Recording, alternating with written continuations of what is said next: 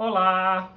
Hoje é dia 24 de janeiro e hoje nós vamos meditar na palavra do Evangelho de Mateus, capítulo 22. É pela graça e pela misericórdia de Deus que chegamos até aqui. Já estamos no capítulo 22 e você é o nosso convidado, seja muito bem-vindo. O capítulo 22 nos traz ensinamentos muito ricos, muita coisa, muita informação, muitos ensinamentos do nosso Mestre, do nosso Deus, de Jesus Cristo. E eu vou tentar falar sobre tudo que traz esse capítulo em um tempo razoável aqui, que ele é muito rico. Então, já começando aqui, 22, versículo 1, Jesus começa com uma parábola falando sobre o reino dos céus. São muitas parábolas que Jesus fala e em grande parte delas ele quer nos explicar como funciona o reino dos céus, essa realidade espiritual, de uma forma que ele traz nessas parábolas ensinamentos, histórias da vida real. E aqui Jesus fala sobre um casamento. Ele começa aí. Novamente, o reino dos céus é semelhante a um rei que celebrou as bodas do seu filho. As bodas aqui, uma festa de casamento que um rei celebrou do seu filho.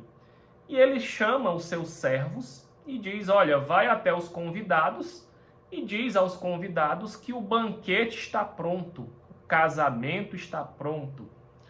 E os convidados vão até os servos e os servos não quiseram ir. O rei novamente manda outros servos e vai lá e convida novamente os convidados, mas eles não querem ir. Jesus aqui novamente está confrontando os judeus e os fariseus. Jesus veio para o seu povo, Jesus era um judeu. O povo judeu foi a quem Deus havia se revelado em toda a antiga aliança, em todo o Antigo Testamento, mas eles não quiseram participar da festa. Se a gente for lá em João, capítulo 1, Jesus diz, em João 1, versículos 11 e 12, veio para os seus, mas os seus não o receberam. Os judeus estavam aguardando o Messias, mas quando Jesus chegou, não o receberam. Mas para todos quantos o receberam, deu-lhes o poder de serem feitos filhos de Deus. E assim que continua essa parábola.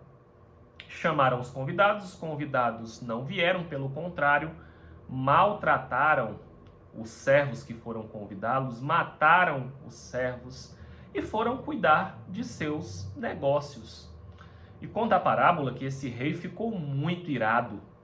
O rei ficou irado e ele exterminou essas pessoas e ele destruiu a cidade. É isso que profeticamente está posto aqui nessa parábola e disse aos servos, olha, a festa está pronta, está tudo pronto para essa grande festa. Os meus convidados não quiseram vir. Então, vai às ruas, vai às encruzilhadas, chama todo mundo. O convite da graça, a porta da graça, o convite para o reino dos céus aqui foi alargado, porque os convidados não quiseram se achegar a essa festa, a essas bodas, a esse grande banquete. E aqui o convite, o Senhor, o dono desse banquete, diz, olha, chama todo mundo. E chamaram todo mundo, Vamos ler aqui um pouco da palavra aqui que ele diz, olha. Ide para as encruzilhadas e os caminhos e convidai todos quantos encontrardes. Versículo 10. E saindo aqueles servos pelas estradas, reuniram todos que encontraram, bons e maus. E o banquete ficou repleto de convidados. Foram convidados bons e maus para esse banquete. A Bíblia fala de bons e maus assim, é a nossa igreja hoje. É a igreja de Deus. Tem pessoas boas e tem pessoas más. Tem pessoas bem intencionadas e tem pessoas com o coração em outro lugar dentro da igreja.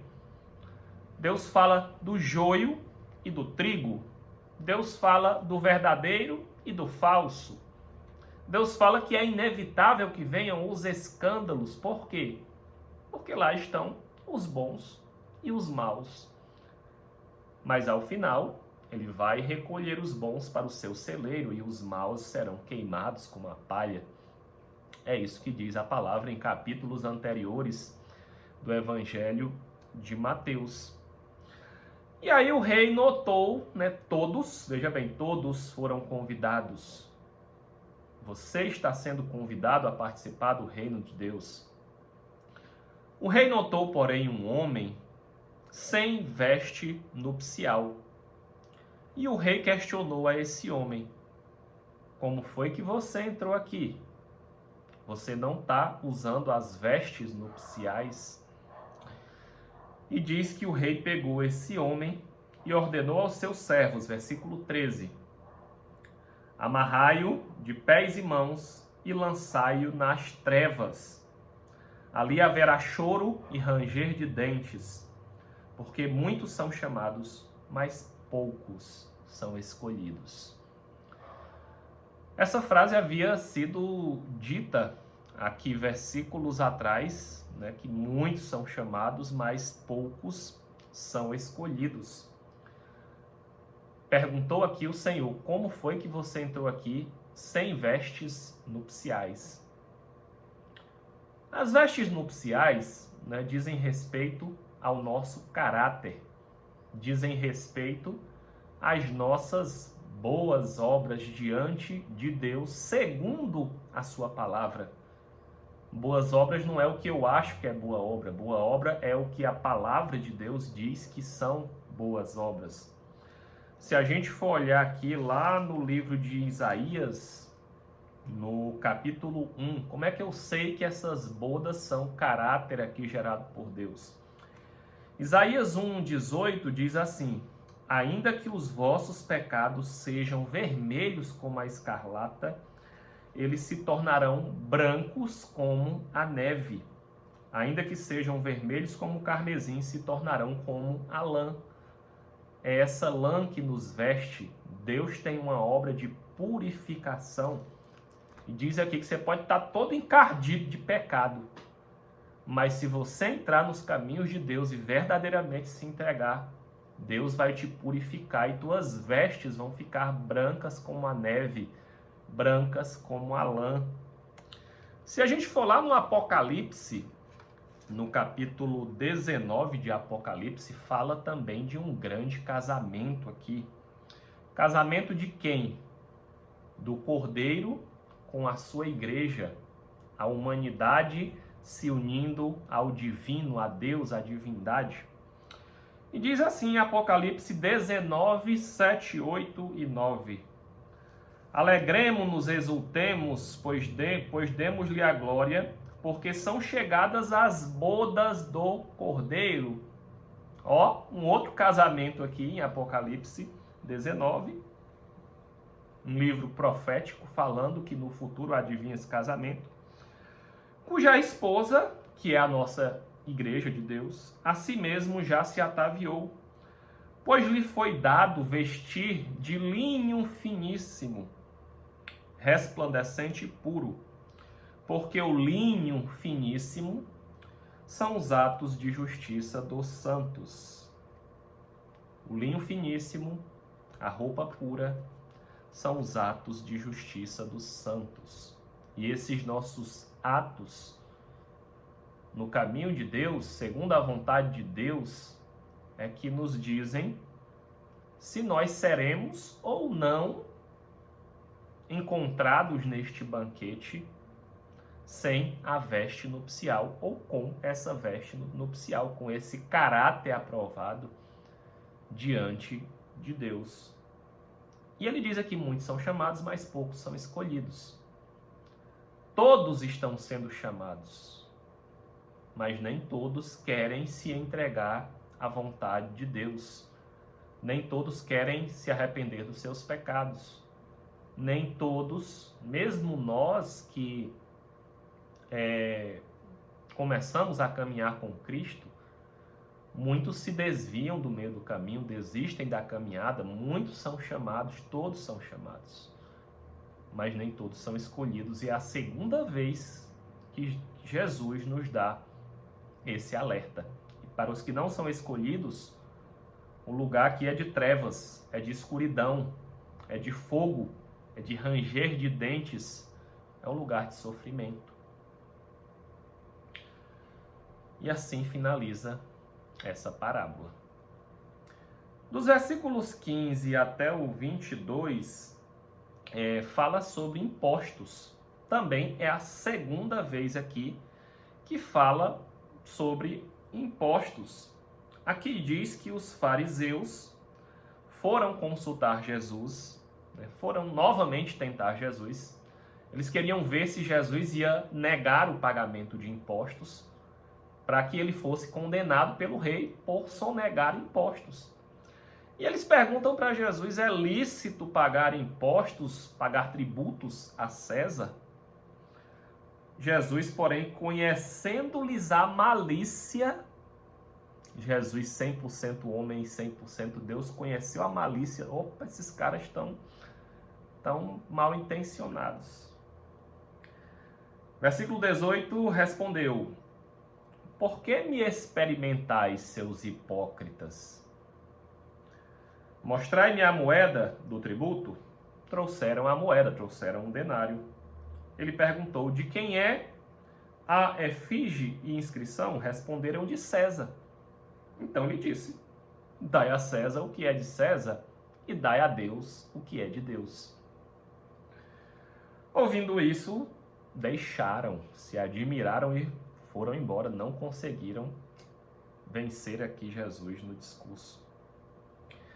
Na sequência, novamente, eles vêm tentar Jesus, agora os saduceus, e diz aqui que os saduceus não criam na ressurreição.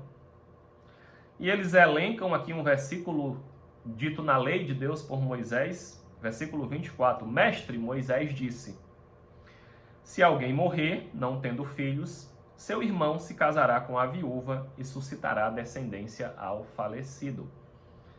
Havia uma lei no Antigo Testamento que, se eu me casasse com alguém e eu viesse a falecer, o meu irmão abaixo de mim teria que se casar com a minha esposa para dar a ela descendência, uma vez que eu havia falecido. E eles contaram aqui uma história. Uma família tem 7 irmãos. O mais velho dos 7 se casou com uma mulher. Ele faleceu, depois casou o 6º. O 6º faleceu, depois casou o 5º. E assim, todos os 6 faleceram, todos se casaram com essa mulher. E aí no final eles perguntam, quando todos morrerem e ressuscitarem, na ressurreição dos mortos, qual dos 7 será o marido dessa mulher? Já que ela teve 7 maridos, porque todos a desposaram, todos foram maridos dela. Respondeu Jesus, versículo 29, errais, não conhecendo a Escritura e nem o poder de Deus, porque na ressurreição nem casam, nem se dão em casamento, são, porém, como anjos do céu. Depois da nossa morte, quando nós ressuscitarmos em Cristo Jesus, nós teremos um corpo glorificado. Jesus foi o primeiro a ressuscitar com esse corpo e hoje ele está nos mais altos céus, à direita de Deus, e a promessa dele é que nós ressuscitaremos. Os mortos ressuscitarão. Na segunda volta de Jesus, nossos corpos serão glorificados, mas ele diz que nesse tempo não terá mais casamento. Nesse tempo aqui, os nossos corpos serão como anjos do céu. Ninguém vai ser casado um com o outro. Serão outros tipos de corpos, corpos gloriosos, não sujeitos às inclinações carnais que nós temos hoje. Na sequência ele diz aqui que ele não é Deus de mortos, mas sim de vivos, né? Que ele é o Deus daqueles que hão de ressuscitar. Então Deus fala aqui sobre Jesus, reafirma a ressurreição. Na sequência, os fariseus não desistiram e continuaram tentando Jesus. Os fariseus, sabendo que ele fizera calar, aqui do versículo 34 até o versículo 40, eles vão tentar Jesus novamente, e um mestre da lei aqui chegou e perguntou: Mestre, qual é o grande mandamento da lei de Deus? Respondeu-lhe Jesus: olha só, tanto de mandamentos que tem na Bíblia, tanto o tamanho da Bíblia, e ele, o mestre aqui, tentando, provando Jesus. Qual é o grande mandamento da lei? Versículo 37.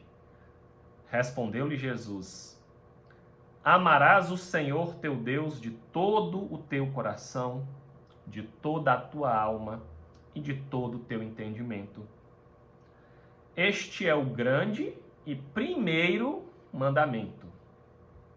O segundo, semelhante a este, é: amarás o teu próximo como a ti mesmo. Destes dois mandamentos depende toda a lei de Deus e os profetas. Será que essa afirmação de Jesus ela foi verdadeira? Olha o tamanho da sabedoria do Mestre Jesus. Ele resumiu, ele disse que toda a lei de Deus e os profetas se resumem nesses dois mandamentos. Olha o tamanho da tua Bíblia, olha o tamanho da lei de Deus. Jesus aqui resumiu a constituição do reino dos céus, que é os 10 mandamentos. Os 10 mandamentos de Deus estão em Êxodo, capítulo 20, e estão em Deuteronômio, capítulo 5. Quando Jesus diz aqui: amarás o Senhor teu Deus de todo o teu coração, de toda a tua alma e de todo o teu entendimento, ele estava se referindo aos 4 primeiros mandamentos da lei de Deus. Quais são, Emanuel, os 4 primeiros mandamentos da lei de Deus? São os que tratam aqui de amar a Deus em Êxodo 20. O primeiro deles é: não terás outros deuses diante de mim. Deus exige de nós exclusividade. O segundo é: não farás para ti imagem de escultura. Deus não quer que nós o comparemos a nada que possa ser criado pelas nossas mãos. Deus é espírito. E ele diz aqui o segundo: como é que eu posso amar a Deus? Primeiro, não tendo outros deuses. Segundo os 10 mandamentos, não construindo nenhuma imagem de escultura. Terceiro, não tomando o nome de Deus em vão, não carregando esse nome de Deus em vão. Ou seja, eu tenho que falar de Deus e viver a palavra de Deus. Eu não posso, se você trabalha em alguma empresa e você vai falar daquela empresa, mas você está roubando, você está dando mau testemunho, você está queimando o nome daquela empresa. Dizer: ixi, aquele rapaz funcionário daquela empresa estava roubando. Você estava com a camisa da empresa. Você estava tomando o nome da empresa em vão. Terceiro mandamento da lei de Deus é não tomar o nome de Deus em vão. É eu falar de Deus e eu estar em prática de pecado. Eu estar desonrando a Deus. Quarto mandamento: lembra-te do dia de sábado para o santificar. Sábado é Shabá, sábado é descanso. É ter um dia de descanso. É um princípio de descanso da vida e da obra de Deus. Assim como Deus fez o mundo em 6 dias e descansou no 7º, ele nos deixou como exemplo o princípio do descanso. E esses são os 4 mandamentos que dizem respeito, os 4 primeiros mandamentos que dizem respeito a Deus. E aqui Jesus resumiu com muita sabedoria: amarás o Senhor teu Deus de todo o teu coração, de toda a tua alma e de todo o teu entendimento. Coração em Deus, alma em Deus, entendimento em Deus. Esse é o grande e primeiro mandamento. Não adianta eu amar o meu próximo se eu não tenho o primeiro amor a Deus. Meu primeiro amor e o seu primeiro amor, segundo a Bíblia, é a Deus, não é ao próximo. Primeiro é Deus, depois vem o seu próximo. O segundo, semelhante a este, é: amarás o teu próximo como a ti mesmo. Aí, como é que eu amo ao meu próximo? Olha a jogada aqui de mestre que Jesus resumiu. Como eu amo ao meu próximo? Os outros 6 mandamentos dizem respeito ao nosso próximo. Honra teu pai e tua mãe. Você está honrando seu pai e sua mãe? Olha que a honra está acima do gostar, está acima do amar. Honrar é fazer distinção. Não matarás, não adulterarás, não furtarás, não dirás falso testemunho e não cobiçarás. Fazendo isso, tu estás amando o teu próximo. A palavra é muito clara sobre como eu devo amar a Deus e sobre como eu devo amar ao meu próximo. O que eu tenho que fazer? A gente não vai ter tempo nesse vídeo de discutir aqui os mandamentos, de falar sobre cada um deles. Em outra oportunidade falaremos, mas foi isso que Jesus quis dizer. Quando eles perguntaram aqui, Jesus sabiamente resumiu os 10 mandamentos da lei de Deus em 2. Então temos que colocar Deus em primeiro lugar da nossa vida. E tudo se cumpre nestes 10 mandamentos e tudo se cumpre nestes 2 mandamentos em que Jesus resumiu os 10. Na sequência, gente, os fariseus não desistiram ainda, continuaram tentando Jesus, continuaram fazendo perguntas, e eles chegam e perguntam aqui, continuam questionando Jesus. E Jesus, mais uma vez, lhes deu uma resposta com a sabedoria de Deus, com a sabedoria divina. E esse capítulo finaliza aqui no versículo 46, dizendo assim, olha: e ninguém lhe podia responder palavra, nem ousou, ninguém mais ousou, a partir daquele dia, lhe fazer nenhuma pergunta. O tempo todo os fariseus vinham perturbando Jesus, vinham questionando, vinham tentando. Jesus tinha ido lá para Nazaré, eles foram atrás de Jesus, tentaram tentá-lo de todo jeito, não acreditaram mesmo diante de tantos milagres que Jesus operava. Eles continuaram negando os milagres de Jesus. Eles eram os convidados desse casamento que é dito na parábola. E como eles não quiseram, Deus abriu a porta da graça, a porta da salvação para nós, que em princípio não éramos povo de Deus. Nós somos chamados na Bíblia de gentios. Os gentios são aqueles que não são judeus, não são povo de Deus. Mas como eles rejeitaram, a graça de Deus abriu o convite para esse casamento a todos nós. Deus o tempo todo nos convida a servi-lo, nos convida a entrar no seu reino. E você que está assistindo a esse vídeo é um convidado de Deus e de Jesus a participar do seu reino, a entrar no reino. Mas como nós vimos, após entrar no reino, nós temos uma caminhada a seguir, um caminho a seguir com Jesus Cristo, para que nós possamos ser dignos das vestes nupciais deste casamento. Que Deus te abençoe e derrame graça sobre ti, que Deus te conduza nos caminhos dele. em nome de Jesus. Amém. Até amanhã, se Deus quiser.